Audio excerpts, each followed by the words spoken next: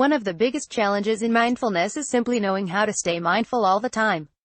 Thank you. You can stay mindful using the 4 foundations of mindfulness. You know what it's like. You take your frequent 20-minute breaks to practice mindfulness. Read our guide to mindfulness meditation. While you are meditating, you feel great. You have that clear consciousness, that inner peace and relaxation. And everything is groovy, right? Then you stop meditating, and honestly, how long does it take you to stop being mindful? For me, sometimes I can stay mindful all day. Other times something happens, like the neighbors shouting, I get a little frustrated and I stop being mindful. If only we could stay mindful all day, everything would feel that much better. So how do we do it? There are many ways to stay mindful, but for me, one of the best ways to stay mindful is by practicing the 4 foundations of mindfulness. Buddha created the 4 foundations of mindfulness to help us stay mindful. There is an excellent passage in Bhante Gunaratana's book, The 4 Foundations of Mindfulness, in plain English. Amazon, highly recommended reading, by the way. In it, Gunaratana is explaining why Buddhists should meditate on the 4 foundations of mindfulness. Buddha said, while contemplating the body in the body, ardent, clearly comprehending, unified, with concentrated one-pointed mind, in order to know the body as it really is. Dwell contemplating feeling and feelings, in order to know feelings as they really are. Dwell contemplating mind and mind, in order to know mind as it really is.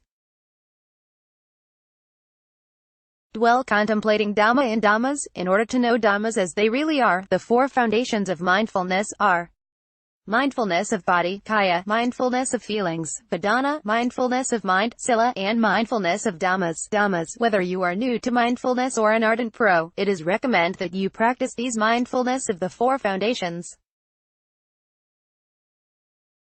Staying mindful with the 4 foundations. Usually when we meditate, we will focus on one of the 4 foundations of mindfulness at a time. Usually we will start with mindfulness of breath, such as in Anapanasati meditation. From the breath we will progress towards becoming mindful of all things. We begin with mindfulness of body, the first of the mindfulness foundations Buddha taught as mindfulness of body. When we practice mindfulness of body, we observe the sensations of the body as simply something that we are aware of. The body is not a part of us ourselves, it is simply an experience in the present moment. We usually do this by starting with breathing meditation techniques. When we breathe Mindy, we simply observe what is happening with the breath, as though it were a thing separate from ourselves. We may then expand this into a body scan meditation, a movement meditation, or a mantra. I personally find it very beneficial to go from breathing meditations into movement meditations because it trains the mind to be mindful while actually doing something. You could try meditative yoga too. Traditionally, Buddhists would take this further in the following ways. Meditating in different postures, practicing clear comprehension, sampajanya. This is comprehension of purpose. Why are you doing something? Comprehension of suitability. Is it correct to be doing this now? Domain. Can the present action be done as meditation practice? And comprehension of reality, impermanence, suffering, and not self. Reflection on reality of body. This is about seeing the body as a combination of different parts and elements. Reflection of material elements. Seeing the body as a combination of the elements of earth, water, motility, and fire.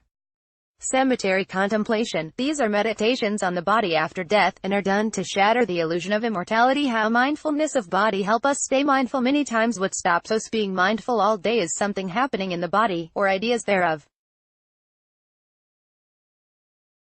Health concerns, for instance, can cause serious stress that may prevent us being mindful for long times.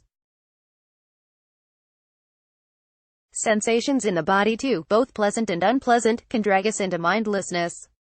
By practicing mindfulness of body, we detach from the body. We no longer see the body as part of the self, but as a temporary thing that is separate to us.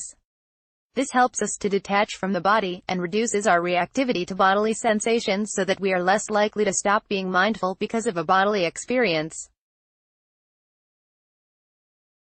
Mindfulness of feelings. Feelings, vedana, are the tactile sensations that we feel.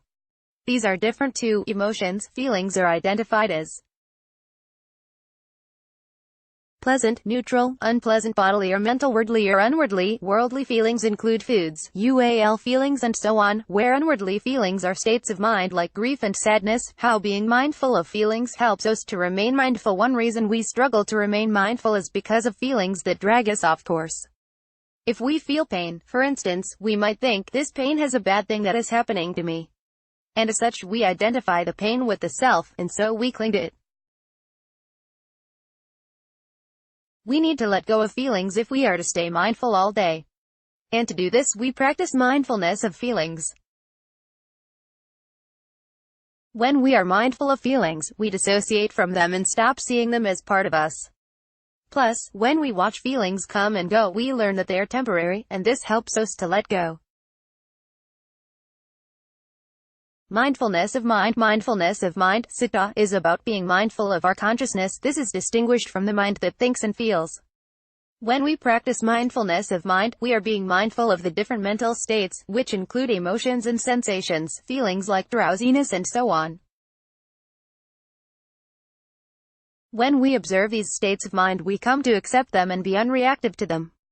How this helps us to be mindful for longer. If there is one thing we identify as the self, it is the mind.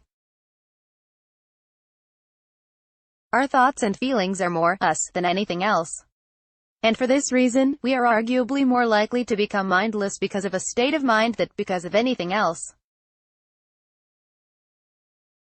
How often have you found yourself thinking one bad thought after another? Have you ever felt as though you were drowning in your emotions? As so you just want all that mental noise to stop. The best way to make it stop is by practicing mindfulness of mind. By being consciously aware of our thoughts and emotions, we can dissociate from them and be less affected by them. This helps us to let thoughts subside and to return to mindfulness. Mindfulness of Dharma. Mindfulness of Dharma is essentially mindfulness of the way things are. Here we become aware of impermanence, of selflessness, and of mental objects. Traditionally, Buddhists would be mindful of the following: the 5 hindrances that leads us astray: sense, desire, anger, sloth and torpor, worry and flurry, skeptical doubt; the 5 aggregates of clinging; the 6 eternal and 6 internal sense-based; 7 factors of enlightenment; the 4 noble truths. Show this helps us to stay mindful. When we practice mindfulness of Dharma, we learn to understand the processes of the mind, and this understanding can help us to accept the way things are. For instance, this very article is about staying mindful, which implies that we lose mindfulness. You might feel frustrated because you lose mindfulness. And that feeling of frustration is only going to make things worse. If, however, you accept that it is natural for mindfulness to come and go, if you stop thinking, this is my weakness that I lose mindfulness,